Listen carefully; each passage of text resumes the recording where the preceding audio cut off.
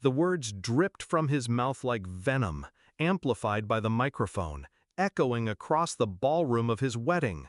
My father, my blood, dismissing me like an inconvenient stain before hundreds of guests. He stood tall, hand gripping the waist of his new wife, while the crowd shifted uncomfortably. And then he lifted his champagne glass toward a girl in a silver gown. His real daughter, the child from his second wife. Applause filled the air. But in that applause I heard a funeral, mine. Until she saw me, her eyes widened, her glass slipped from her hand, and she screamed, "Oh my God, she is my—" The music choked, the crowd froze, and I smiled. I grew up in shadows. My father never denied me food, never denied me shelter, but love, recognition, a name spoken with pride, those were luxuries reserved for someone else. I was the mistake, the accident, the whisper he buried under wealth and reputation. At school events, he never came. Birthdays, he stayed busy. My mother told me to be patient, but patience rotted into clarity. He didn't want me. Still, I clung to fragments of hope, a glance, a gift, an ounce of approval, until I learned the truth. The truth carved into legal documents I was never meant to see. My father had paid lawyers to erase me, to remove my inheritance, to funnel everything into a trust for his real family. My existence wasn't just an inconvenience, it was a liability. That night, something inside me broke, and something colder took its place. He thought I'd disappear quietly. Instead, I studied him. I followed his business moves, traced his shell companies, learned his habits. I documented every lie, every deal, every slip of arrogance. I kept silent, playing the role of the forgotten child. Until the wedding invitation arrived. Not to me, of course, but I made sure to get one. If he wanted to parade his real daughter in front of the world, I'd let him.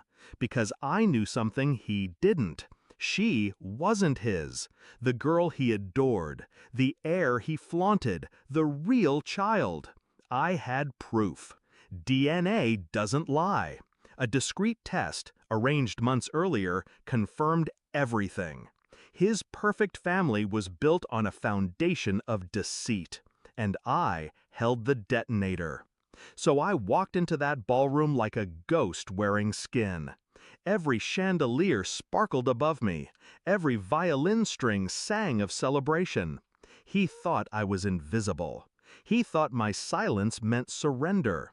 When he spat those words, "She's nothing but a bastard child," I didn't flinch. I let the venom spread. I let the crowd laugh nervously. Because revenge is sweetest when it ripens in public. And when his precious daughter saw me across the room, her scream ripped through the night like a blade. "Oh my God, she is my—" The crowd erupted, murmurs, confusion, gasps cutting through champagne bubbles.